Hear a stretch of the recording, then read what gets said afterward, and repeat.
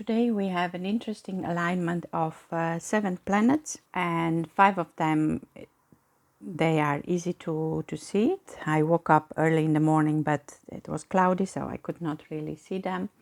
I thought it's interesting in this particular day of the big alignment, how it's called, to see what the energy of the planets are telling us, and especially because we are in 24 June 2022. This is a 666 portal. Even if we believe it's bad, it's not. This energy of 6 is energy of love, and of course Venus is also present in this alignment. And this kind of alignment we had like 18 years ago. We will have them again in 2040. Who knows where we are going to be at that time in our life, if we are still around. So let's enjoy today. And then the planets are Mercury and Venus, who are in Gemini. We have love here, we have communication, interaction of any kind.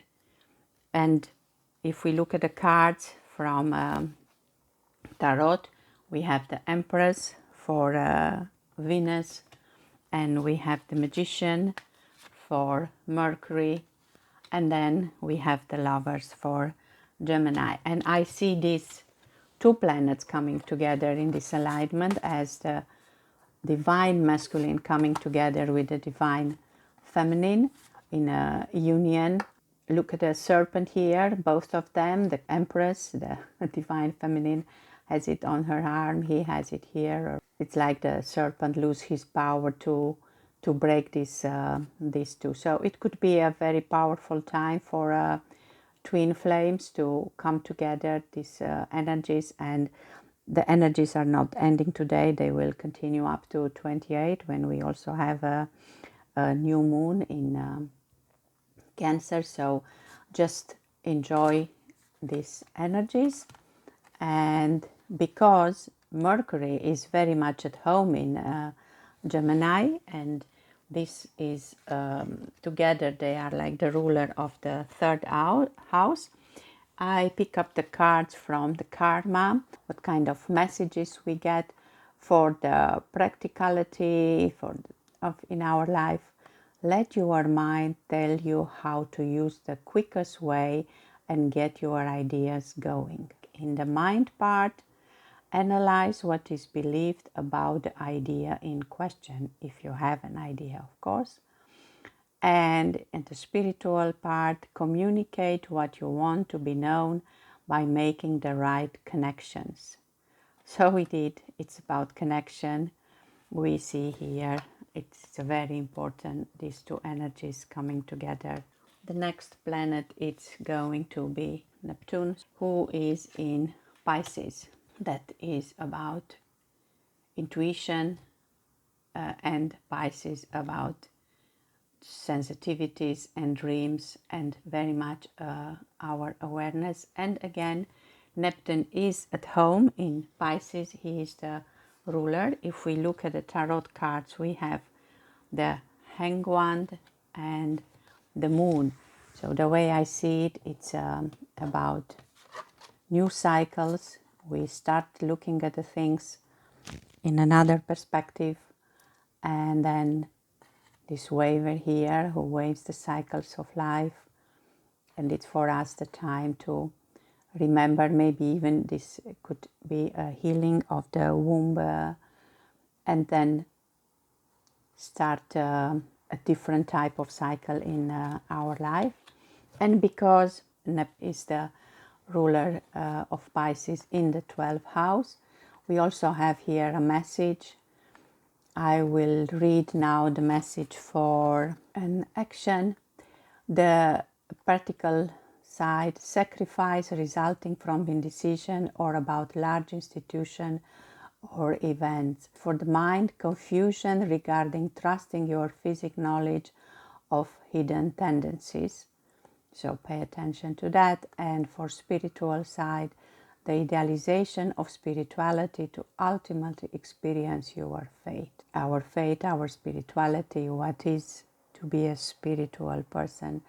I believe that we just have to work on ourselves more in healing our traumas, and then just find out our fate indeed, what really resonates with us, what comes from inside. And this Hanged One, it's a very good example, like maybe coming back to what we knew, remember what we knew when we were in this stage, because we came here with a knowledge of who we are, and if we can keep that as long as we are getting old, let's say, or remember up to the time we are old, then the tapestry of our life, it's going to be a very beautiful one. So that's for me the message that we get from Neptune in Pisces. Then we have Mars and Jupiter in Aries. So these two planets bringing a lot of action, of course. Mars with vitality, Jupiter with charisma, and then a lot of opportunities, innovation. So let's just go for it, be active. And we look at the card associated with Jupiter, the Wheel of Fortune. So now we know how to get our fortune. Let's say we are able to manifest. That we look at the card of Mars and Aries. So we have the Tower. We need sometimes to break down in order to start all over again, and then to become the Emperor, be wise as an Emperor. And we also have a card associated with Mars in Aries, which is the Two of Wands, most of the decks. And I looked for the story associated with this, and it's the story of Janus, which is from Roman mythology, and he is the god of beginnings, of journeys and endings, god of transitions, having one face looking forward to the future and one looking back to the past. And he is interesting because he was a man and then a mortal, and then he became a god. So like here, like we said, when we are able to deal with our Wheel of Fortune, we are in charge of it. We go through destroyment, like this Tower here. It's normally a card that means breaking, but that means also an end and a new beginning, like an Emperor. And then this is what this Two of Wands is also all about. We know that also Mars is the ruler of Aries, so I choose these cards from Mars in Aries, and that's also in the first house. And practical action resulting from the honesty and strength of your actions. So again, action, time for action. Mentally, the confronting of your desires regarding your desires. So it's like redundant here, but you need to know what your desire is and act according to that. And spiritual, the drive for energies to meet the challenge of who you are. Find out who you really are and become the leader of your own destiny. Like interesting enough, this is in this deck, this is the Magician card. Just you can do it. You can create your own reality. And then we have two more planets. We had Mars and Jupiter. Let's put all the cards so we can see them.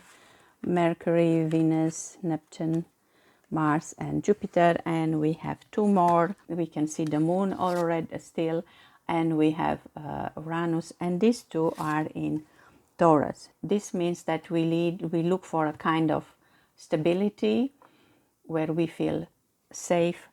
And the cards that are associated with this planets and this sign, we have the Fool for Uranus, be crazy enough to start all over again. Then we have the High Priestess for the Moon, excitement and the freedom of the Fool with a more wise way of being of the High Priestess, and then together they can bring the stability of the Hierophant here.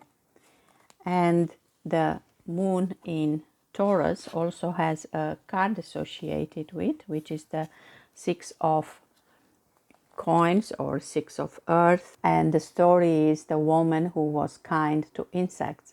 And I love this story because it's also about giving to the others. You look here for stability, you have the chance to find it, you change things in order to find yourself in a place of security, and then you also share with others. And this woman who was left to die because she was very old, this is an Inuit fable, that she shared her food with the insects, and the insects didn't forget about her, and then they help her to start all over again, change her skin and become a young woman and start a new life. But I think that's more the idea of sharing with others, giving to others. And I see this as a message of paying forward. Because there are 7, I could not resist in not thinking of the chakras. Of course, we talk about healing, and I see the healing like clearing up energetically our chakras. And as long as we can keep them clear and aligned, the 7 of them, then our energy will vibrate at a higher frequency. And the higher the frequency, the more we can really bring into our life. We can create the life we dream about. The moment you will be in a higher frequency, which in the end it's the frequency of love, then your desires will also will resonate with that type of energy you embody at that moment. So first, let's heal. Let's use these special times. We just had the midsummer. Now we have this alignment, the new moon.